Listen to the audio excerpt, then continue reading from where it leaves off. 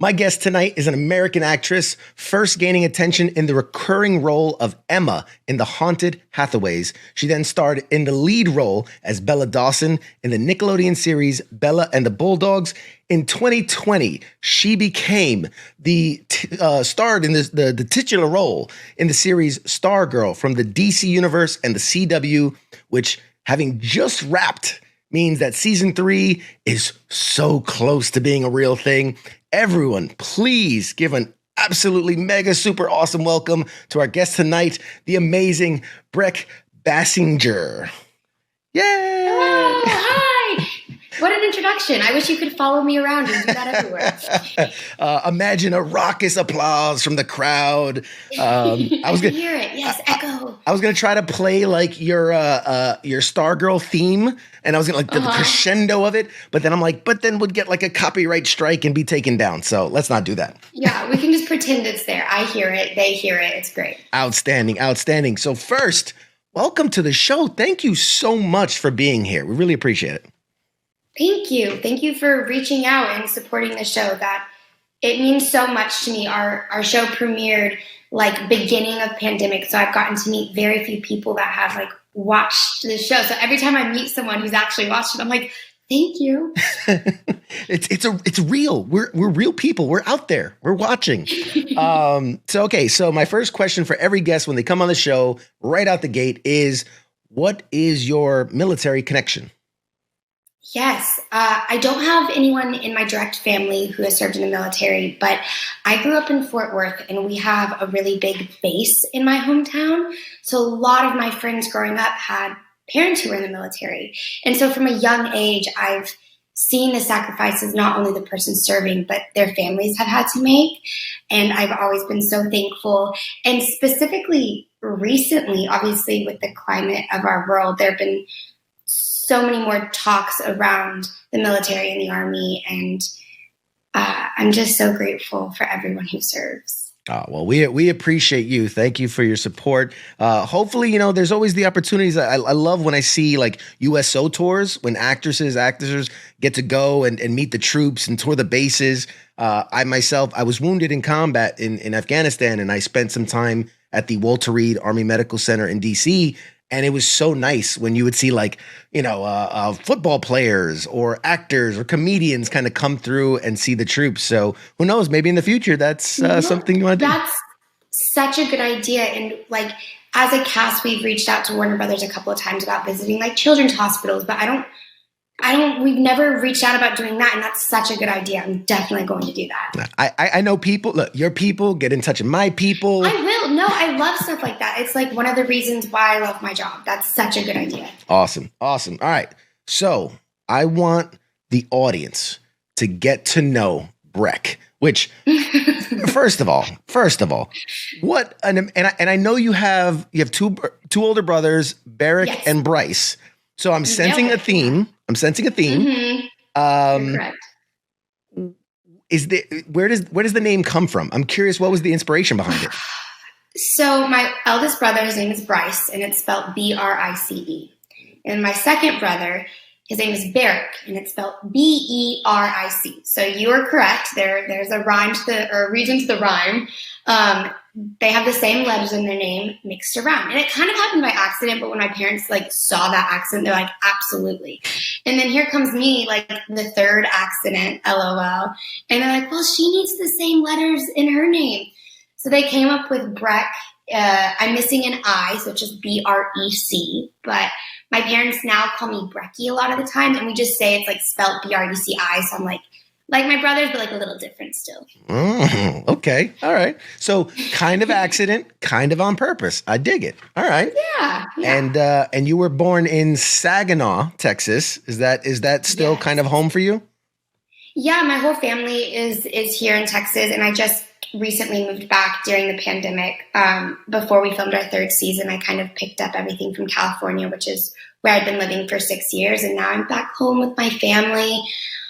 It's been really nice. It's definitely a change of pace compared to Los Angeles that I've had to like readjust to, but just being close to home is so important to me. Yeah, absolutely. And real quick, because we have a lot of people watching online, if you guys have questions that you'd like me to ask Brec, please put them in the chats. And if I feel they gel with the flow of what we're doing here, then I'll ask them.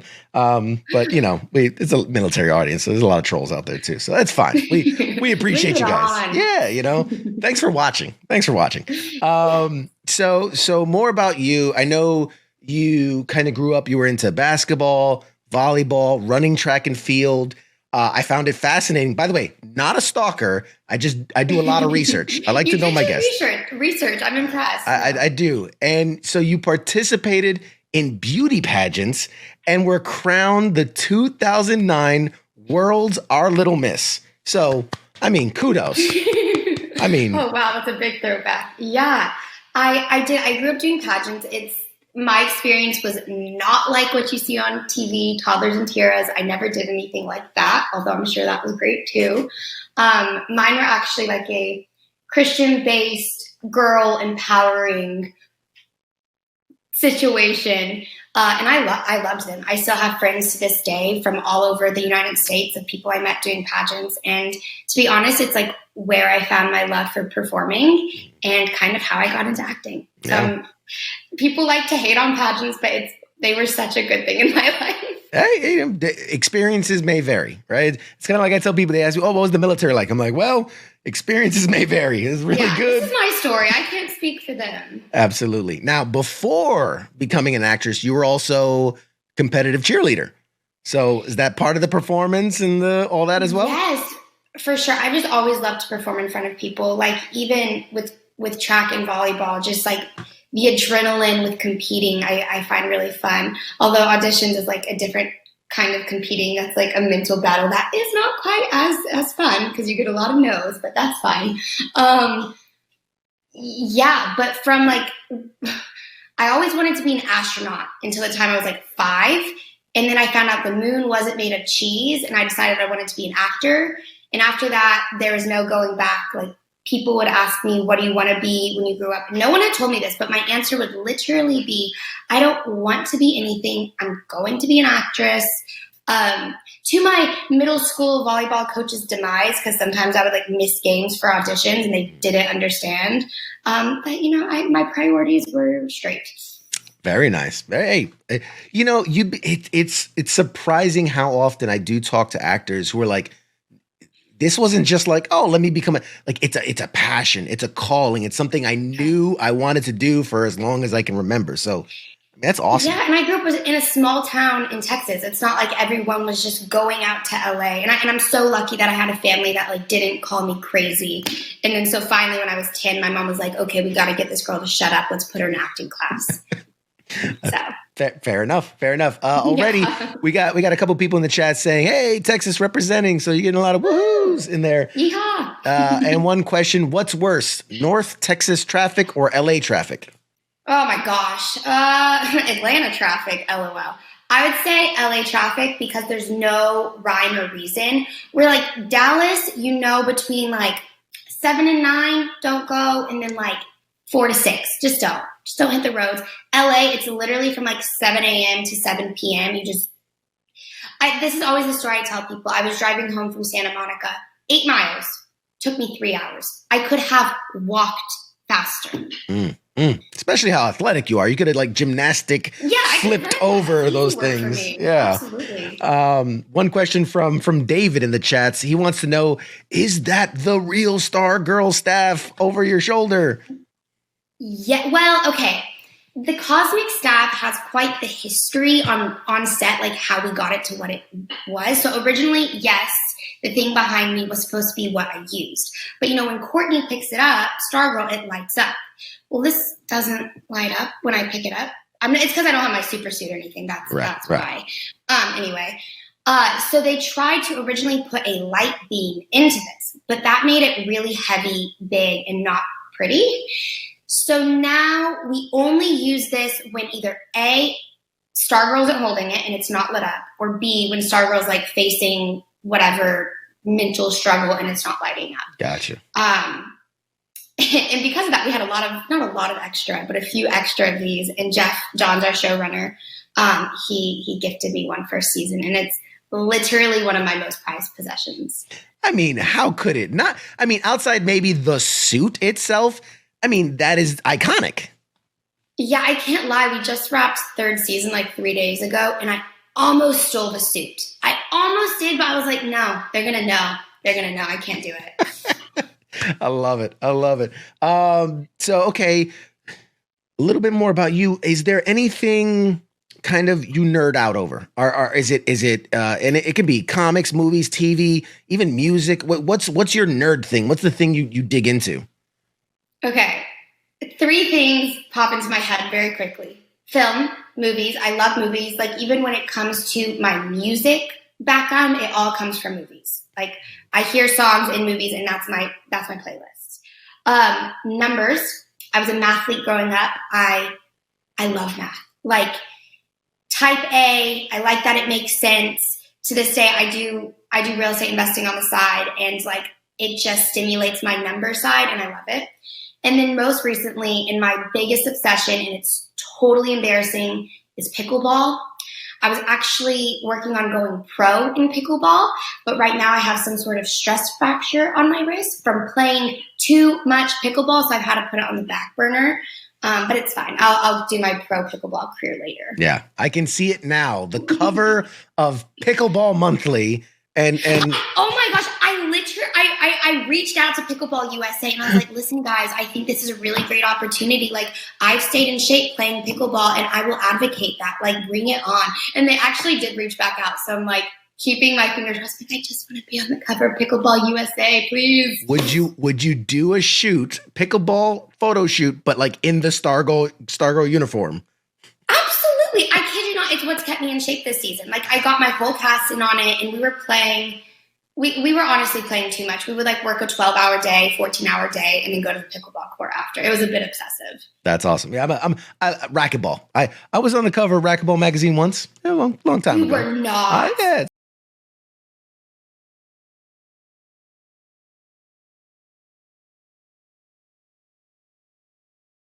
So it's a thing. It's not a big deal. Not a big deal. No, it's funny. A lot of pickleball players came from racquetball. Sure. It's like ping pong players, tennis players, and racquetball players make up our pickleball community. It's a great sport. Don't knock it, people. Get out there and try it. From Kaz in the chats, have you ever done Casa Mañana shows? Is that like a Texas thing? Casa Mañana, house tomorrow? Apparently, my Spanish is a little rusty. Yeah, that's. I don't know what that is. So I'm gonna have to say no. I haven't. I'm assuming it's some type of like daytime Spanish talk show. That's what it sounds like. I don't know, but yeah, my 2 years of middle school Spanish probably wouldn't suffice for that, unfortunately. From my own co-host Radar, who's like just ghosting us in the chats now, says, "What happens to all the stuff when they're done with it?" I'm assuming on set. Why not steal it? Yeah. Well, I mean, obviously we're still waiting to hear about a 4th season, so that'd be super awkward if they like we're going to film. Where's the suit? Although I do have multiples, and that's why I actually considered it. I'm like, I know y'all have 5 Stargirl suits. Like, y'all don't need this one. I think different stuff goes different places, and I'm not completely sure, but from my understanding, like, most of it gets put in storage. A lot of the furniture and stuff they actually rent from like studio rentals filming rentals, whatever the terminology is. And so they just put those back. There you go. Answers. And Kaz came back with Casa Mañana is a theater in Fort Worth. All right. Oh my gosh. Okay. See, that just shows how long I've been away from Texas. And now that I'm back, I'm a homebody and don't go anywhere. So, no, I didn't. I have done very little theater in my life. Okay. There you go. Again, something to add to the resume. He says a lot of North Texas actors get their acting performing bug by acting at Casa Mañana. All right, that makes sense. Totally. There you go. We're learning. See, you don't just answer questions; you learn things on this show too. It's from David, and then we'll get back to my questions. How much staff work and martial arts training did you have to do to prepare for the role? Whew. So I had like a week intensive with our stunt coordinator, Walter Garcia, who is literally the coolest stunt coordinator ever. He's so talented. He ended up directing an episode in season 2. And then this past season, he directed 3 episodes because he's that epic. But I had like a week intensive with him. And then I went down 2 weeks before starting filming season 1 and had stunt training every single day. We would split the days up into three parts: gymnastics, martial arts, and bow staff work. I was really good with martial arts. My brothers are both like state champion wrestlers, so I grew up in kind of that community. And then I was a gymnast growing up, so they saw like I did like 5 minutes of gymnastics for them. Like, okay, we don't need to work on that. We're fine. So we mainly worked on bow staff stuff because I was not good at it. Literally, they would hand me the staff, and I'd be like, it's 6 feet tall and I'm not. But I think that was cool because like as this show has progressed, I've gotten a lot more confident and better with the staff work, and so has my character. So I think it's kind of reflected. Yeah, that's the point I was going to think to myself was that, you know, when she picks up the bow staff, it's not necessarily something she's trained with. You know, we know she's the character's gymnastic and whatnot, but she should be getting more and more comfortable and confident as it goes on. So that makes perfect sense. I do want to ask you, and I apologize if this is personal, but I know you've been diagnosed with diabetes, and this is something you're very passionate about. You're an advocate for. You speak about it. I come from a family of diabetics, so I'm a bit familiar with it. But you were diagnosed with type 1 diabetes at the age of 8. I mean, do you remember? I mean, you're not so far beyond those years. Do you remember like your life kind of changing in that moment and what that meant to you at that time? Yeah, so it's almost 15 years ago. In January, it'll be 15 years of being diabetic. It's so funny. I don't really remember a life before diabetes. Like, I don't remember eating a meal without having to check my blood sugar and take a shot and check after whatever. But I do remember the diagnosis week, certain parts of it a lot. Maybe it's just like the things my mom and dad had told me about that week. And maybe it's like been this own, I don't know, interpretation of it in my head. But yeah, I remember some of it. It was, weirdly enough, a very positive experience for me. I think my parents were a lot more sad than I was, because I was like, I don't know what diabetes is, but it's fine. Like, funny enough, the week I got diagnosed was when Nick Jonas, who also has diabetes, he had a People magazine article come out talking about his diabetes. And my mom brought the article to me in the hospital, and I was like, oh, I'm fine. I can still be an actor. Like, I don't care. But yeah, it's so funny. When I got diagnosed, they said they were looking at 10 to 15 years until they thought there would be a cure. It's been 15 years and we still don't have a cure, but I'm optimistic that I'll see one in my lifetime. That's awesome. Is there, I mean, to give you a moment to spotlight this, I know you're an ambassador for JDRF. Is there anything, if somebody was looking for something to contribute to or learn more about it, is there anything you can recommend so people can get educated? Yeah, JDRF has a really good community. If you are a diabetic or know someone who is, that's kind of where I've made like a lot of my diabetic friends and built a community there, which is really great. And also they do a lot of research and advocacy, which I work with them, but there's other ones that are really great too. I say, do your research, because if there's something specific you want to niche into, it's out there. Awesome. Yeah. I commend you for being so open and honest about it. I know I saw one of your TikToks where you did the day in the life of a diabetic, and it's intense. I mean,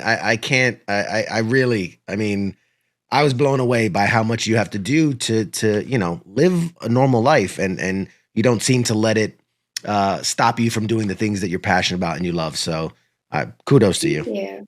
I appreciate that. So let's fast forward a little bit. You first went out to LA to start pursuing acting at 13 years old. Your first big role is on the Goldbergs, the first episode, episode 1, Zoe McIntosh, 2013. You did your research. Oh my gosh, I'm so impressed. That's what I do. And honestly, if I can say, you stole the scene that you're in, because I remember I'm a big fan of the Goldbergs, and I thought back and I went, Yeah, and obviously I can't remember the exact, situation of that first episode, but I remember the scene. It's a big moment for Adam, and he's got his crush on this girl, and they had their moment. What was that like for you, knowing that, okay, you came out at 13, you went to LA, I want to do this, and then you obviously the Goldbergs wasn't a thing yet, but to get that gig and to get that part, what did that mean for you at that time?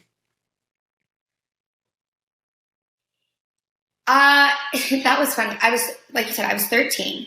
This was for a waitress love interest. So in my head, I was like, I'm 13. I can't play a waitress. But my agent was like, just go in anyway. You're not going to get it. It's fine. And it was actually, I'd gone down for 4 weeks for what used to be called pilot season, which I'm not sure if that even exists anymore in our world. And it was my last week of pilot season. I hadn't booked anything. And I booked it.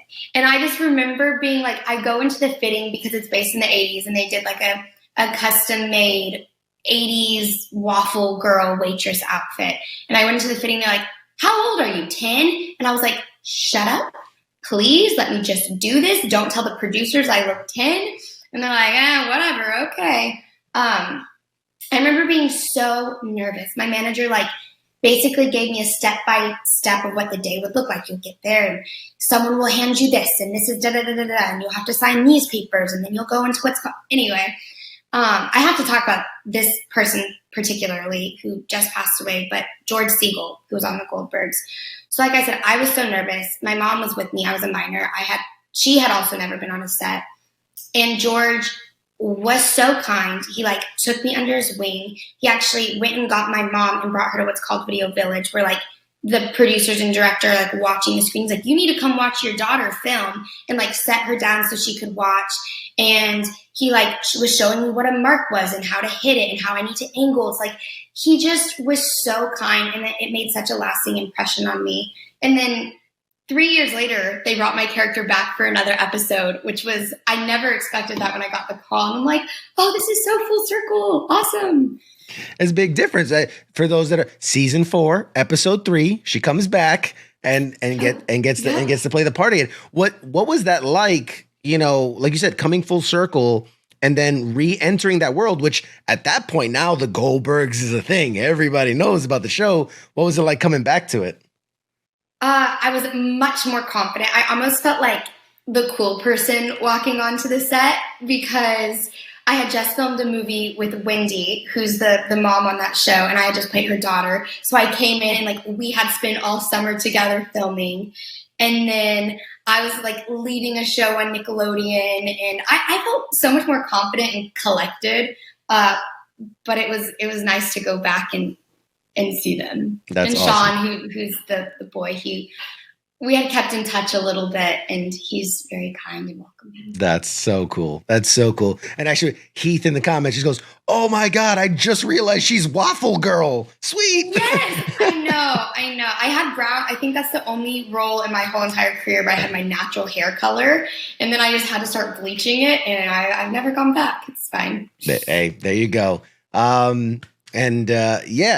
So from there, I'm not going to go into your whole bibliography of work, but the next kind of big things is 2013. Again, it's the Haunted Hathaways. You play Emma. It's a Nickelodeon show. If you guys don't, go out and see it. It's funny. Do you remember kind of booking that and going is this my big break? Is this the thing for me? Yeah, that role in particular was a very roller coaster up and down situation. So actually, it was my very last day that I was in pilot season, and I had that audition. And my manager was like, you just went on this audition. What if you hear back? And she ended up reaching out to casting, is she moving forward? And they're like, no, she can go home. So at this point, I had done this small role in the Goldbergs, but it wasn't picked up. I didn't think it was going to be recurring. So I was at that point moving back to Texas after the month in LA. And I was going to high school. I'd missed the first week of high school at that point, but they were still going to let me try out for cheerleading. And I go home, I do the first 2 days of cheerleading tryouts, and we get a call. And they're like, actually, she's in the top 3 for the role. She needs to come back to LA at that point. And I had just a mental breakdown. I was like, no, it's been so crazy. But my parents were so supportive. We figured out a way for me to get back to LA, do the callback. I'm waiting there. At this point, I've given up cheerleading. They're like, if you leave again, you can't do it. And I'm like, no, because this could be it. Like, God's calling me this way. So I'm in LA. We get a call. And they're like, she's not it. We're so sorry. I go home and I'm like, okay, so now I don't have cheerleading. I'm missing school. I don't even know if they'll let me join this semester. I didn't get this role. Fly back home. I'm on the plane at home in DFW. And they're like, you need to fly back. You start working tomorrow. You booked it. And I just start bawling because I'm just like, what do you want from me? At that point, like that's really expensive. Like, they had just paid for me to be in LA for a month, like, and we were out of money. So it was very traumatic, very hard. But I am so grateful that we made it work, because that's Haunted Hathaways is actually where I met the two creators of Bella and the Bulldogs, which I would say was my big break. It was a 2-season show. We did 40 episodes that I was leading, and had I not done Haunted Hathaways, I don't think I would have gotten that. Yeah, no, that's so all around it worked out. But at the time, I was like, God, what are you doing to me? It's what a great way to, like, welcome to Hollywood. It's literally one day we want you and one day we don't. Like, that's literally, in your case, exactly what was happening. And then, like you said, in 2015, you get Bella and the Bulldogs. I mean, what an astounding career. I've got to say, and I know you're young in your career, but the fact that you've gone from Waffle Girl to co-starring in a big show to leading, Bella and the Bulldogs for 40 episodes, like you said, like that's fast. I mean, I don't care how you slice it. That is you're skipping steps. I mean, how do you feel looking back? I mean, obviously now you're doing Stargirl and you're leading that, but I mean, you're just knocking them out of the park right out the gate.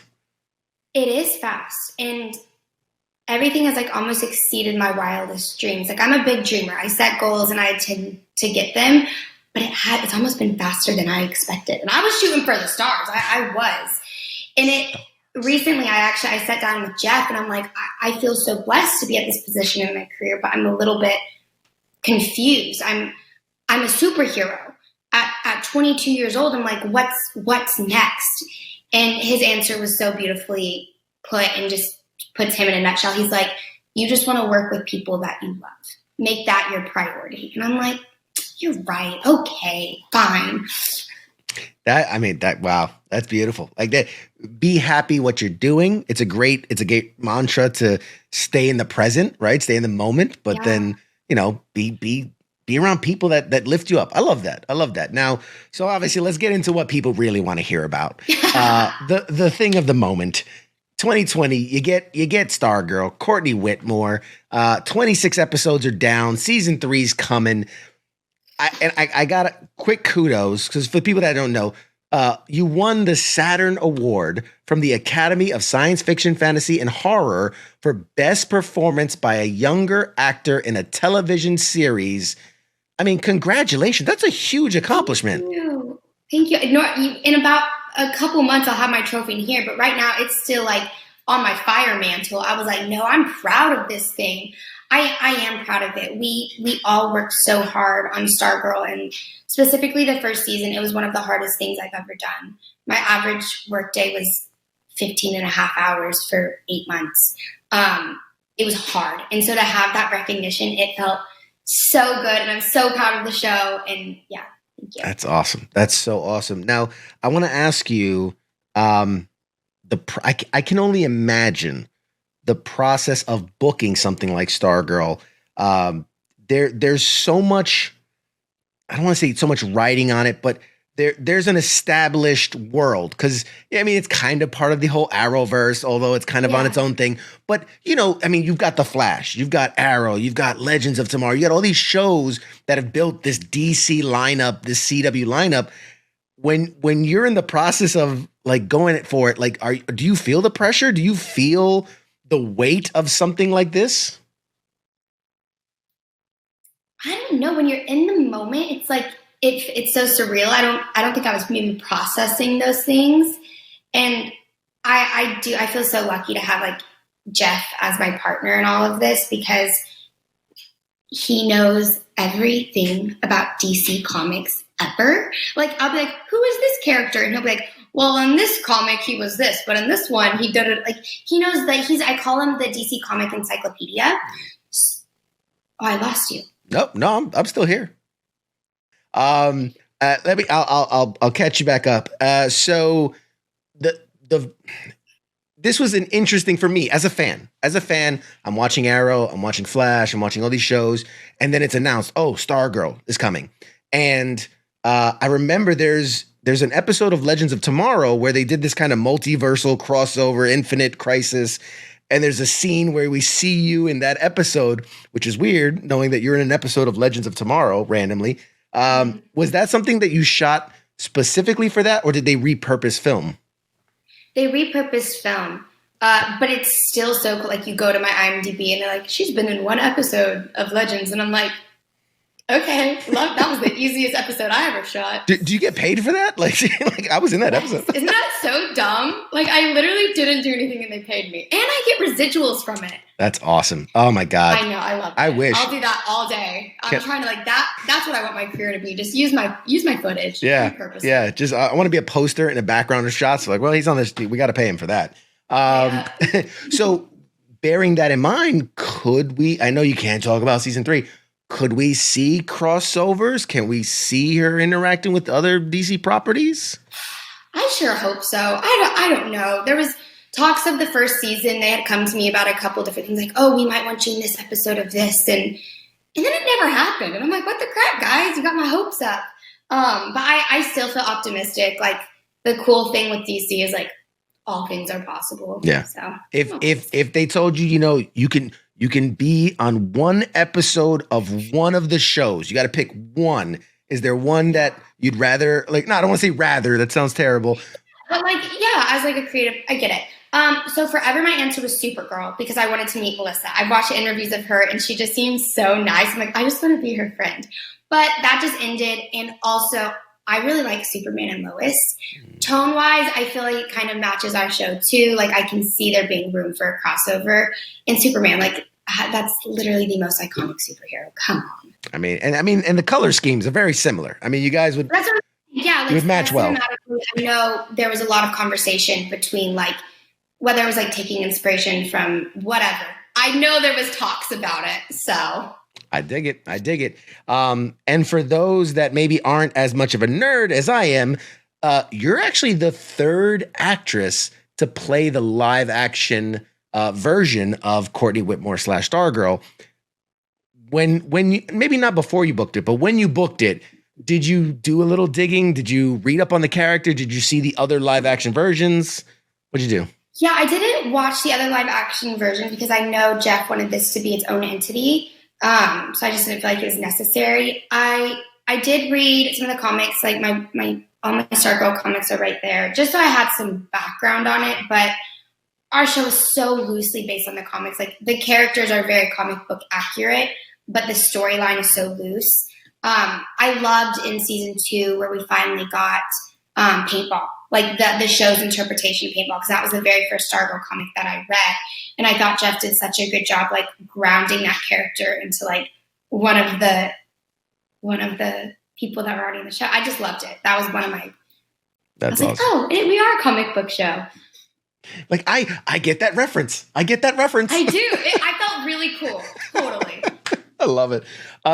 So okay. So if you didn't feel the weight of the role and you didn't feel the weight of kind of the previous incarnations, what was that sticky point for you in taking this role when you booked it? What was the fear? What was the thing that kind of maybe kept you up a little bit on it, if anything?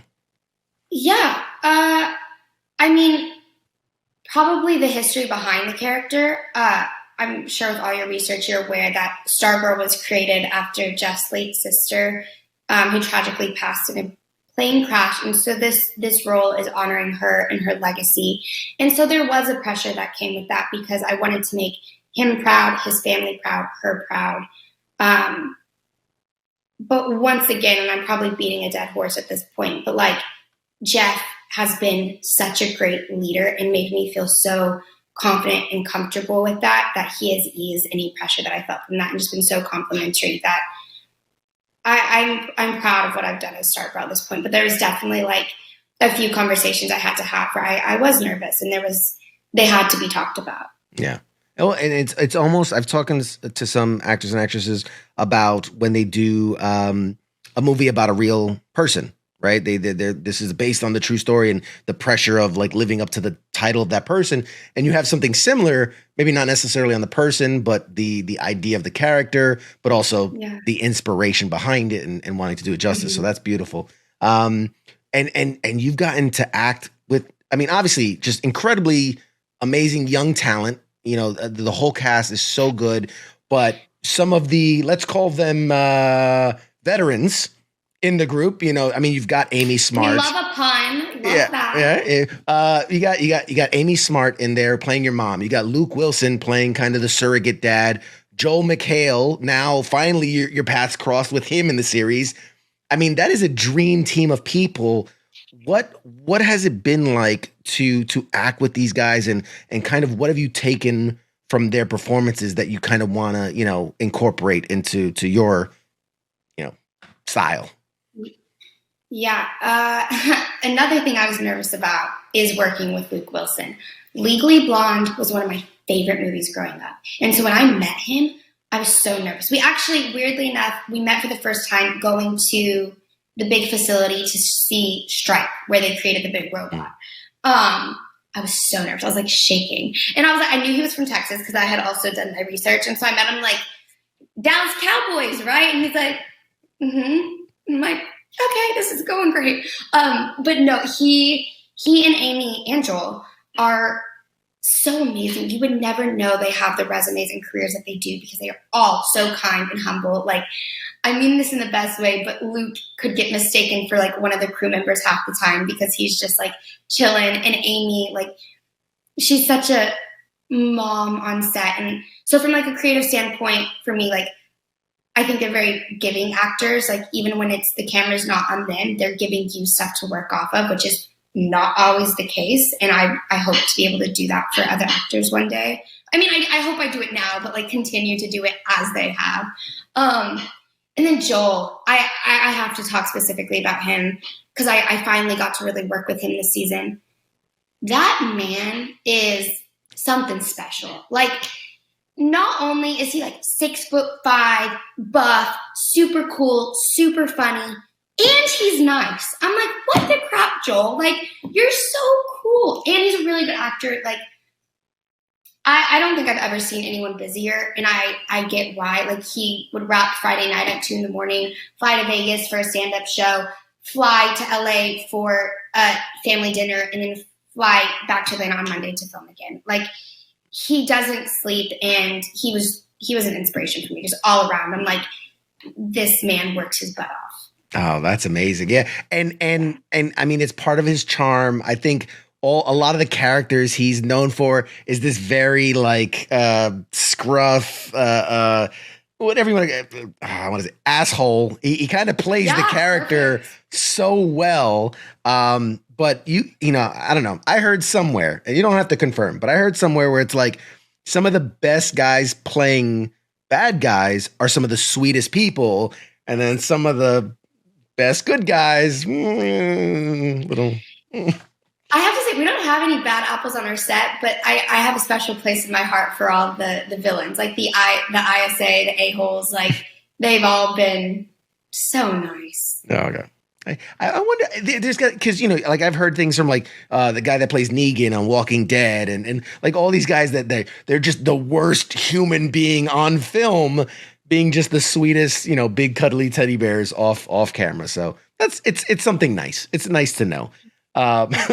How's, you know, like you mentioned earlier, the life of this show has existed within a pandemic. How for you has that changed how you operate, maybe as an actress, but also how you've seen, you know, the set itself, the team itself kind of operate? It's definitely not been what I expected. Just even like the premiere of the show, you know, there was certain ideas I had about like what this would look like. There was a New York press tour lined up, and I thought we would be at Comic-Cons doing panels and none of that happened. And I definitely had a time where I had to mourn the loss of those things.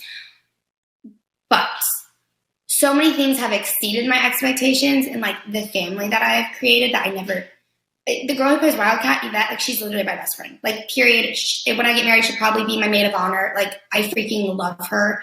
And then season 2 is when we started September of 2020. So it was like still middle of all the craziness.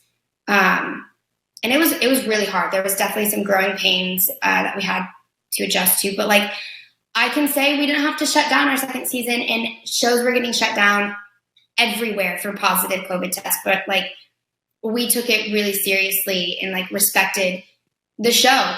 And so we got through the whole season without having to shut down, which was a feat.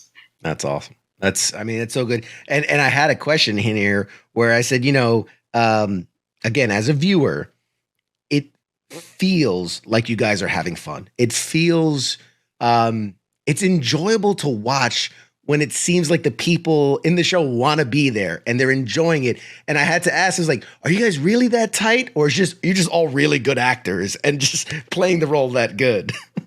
No, I'm telling. Appreciate so much your time. The people in the chat's going, what is it? The Texas weather? All right. Maybe we had tornadoes yesterday. There you go. Couple more questions and we'll get you right out the door. Let's see. I'll skip. I have so many questions. I'm going to try to get to the good ones. Okay. I'll try to answer fast too. With rapid fire. We're going to do rapid fire now. Okay. We talked about that. We talked about looking back where my notes were. What's the favorite scene you shot in season 1? Probably the scene at the drive-in where I blow up the car, Brainwave Son's car, when I don't know how to use the staff at all, and it's basically using me. Love that scene. Absolutely. Was it, I'm assuming practical effects, you got to watch the big explosion be part of it? Oh, that's the best. Yeah. That's the best. Mm-hmm. I was going to say, have you kept any mementos from the show? But very, very obvious. Some critics, some people say that like, all these shows are stupid and they're silly and they're like, they're less than art. I mean, how do you feel when you hear people knock, the hard work that you guys are putting into this? I don't take it to heart at all, because if they came to our set one day, they would never say that again. Like even my dad, sometimes like being an actor, they think my life is all do. And there's parts of it that definitely are. I won't deny that. But he came to set actually during that scene I just spoke about. He's been to set twice, and that was one of them. And there's 200 crew members. We're blowing up a car. That night we worked from 6 p.m. to 7:30 a.m. And he went home and went to sleep. He was like, I'm not staying up. And the next day he goes, wow, you work like a grown person. And I'm like, thanks, Dad. I appreciate that. So I know the work we do. It doesn't bother me. That's awesome. No, that's awesome. Yeah. If you can not let the criticism get to you, you're going to have a very long career in this industry. I have to say, season 1 being, and I don't mean this disparagingly, very campy, very fun, silly, kind of silly. Season 2 went dark. And, I mean that in a positive way, because, it showed range, right? We can go from Adam West 70s Batman, very cartoony, to this very gritty, dark, adult themed kind of things that were going on. For season 3, can you tease like where in that spectrum it falls? Are we going a little bit more campy? Are we staying a little darker? Where does it kind of fall in there? So something Jeff wanted for our show is every season to still have the positive heart of Stargirl, but tonally be different. So first season, our inspo was 80s, like 80s movies. He had me watch Back to the Future, the original Karate Kid, which that fits into it. Second season, our 2 inspirations, it was horror films. So it was It, the new It, and Nightmare on Elm Street. Those were our 2 inspirations. Dark. Third season, I would say it is even like the most specific genre tonally we've had. And it's nothing like the first or second season, but it's a completely different tone and genre, which of course still having the Stargirl part. Right. It keeps the core thread of it, but it explores. But it's totally different. Yes. It's not Eclipso. It's not 80s campiness. It's fun. Okay. The last thing I'll ask you, now that you talked about it, you cross paths with Starman. I'm assuming there's going to be a lot of scenes with you guys. Do we get to see, without spoiling anything, do we get to see new powers, new abilities, new techniques? Like, does the character kind of evolve, so to speak? Yeah. I mean, generally speaking, I can only imagine if there's like, Starman who's been doing it for years, hanging out with Stargirl, that there'll be some that just makes sense to me. I don't know though. A passing of the torch. Yeah. And there's some other characters who I would say I don't want to say too much. Other characters who have really cool power developments, really cool ones. Okay.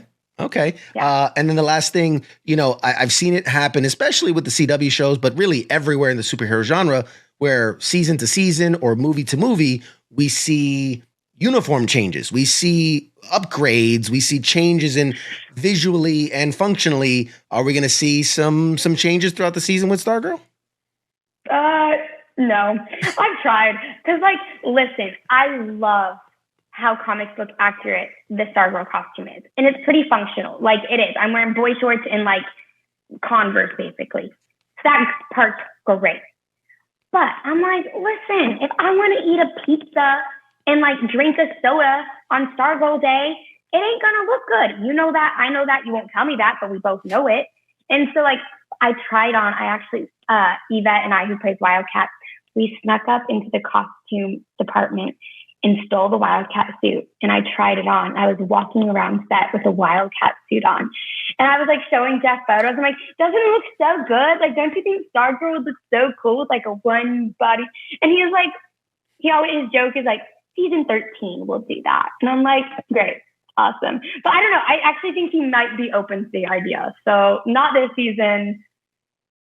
We'll see. Yeah. And there's also the classic trope where it's parallel universe dimension hopping, and we see another version of Stargirl in a black and red uniform and evil. And I would love, although, I don't think Stargirl would ever be evil. She's just too pure hearted. Well, I say that, but she definitely got possessed by Eclipso. So it could happen to the best of us. I mean, the purest of hearts,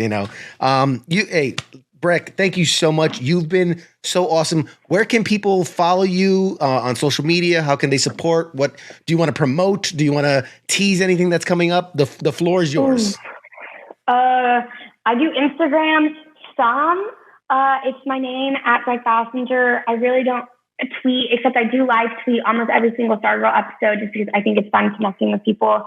And then my guilty pleasure is TikTok.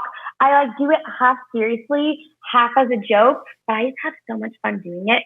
My brother and mom are like, hey, can't you monetize your TikToks? You could be making money. I'm like, no, because then I'm a TikToker. And right now it's just fun.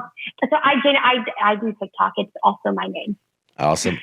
And you do have a YouTube channel out there that's been, oh my gosh, a little neglected. Yeah, vacant. Yeah, I know. I was going to get back into it because, like I said, I do real estate investing as well. And I wanted to start kind of doing those types of videos because it's something I'm also really passionate about. But, filming just takes up a lot of time. So hopefully it's on the back burner right now, but hopefully I'll bring that forward. All right. Well, awesome. Guys, you can check her out @Brec Bassinger on all the social medias. I cannot wait for season 3. We're eagerly anticipating when the date will be to see when it comes out. So excited. Brec, thank you so much for joining us. You're a friend of the show forever. Anytime you want to come back and we can nerd out together, we'd love to have you. I'll give you the last 10 seconds or 5 seconds to say goodbye to the audience, and we'll toss it to break. Thank you. First of all, thank you, CT, for having me. This has been so fun. I'm always down to talk Stargirl. I love it so much. Thank you, everyone, for watching and sending in questions. And thank you for supporting Stargirl. It truly means the world to me. Awesome. All right, guys, we'll be right back with more after this. I'm going to go say bye to Brec. We'll be right back. Shots.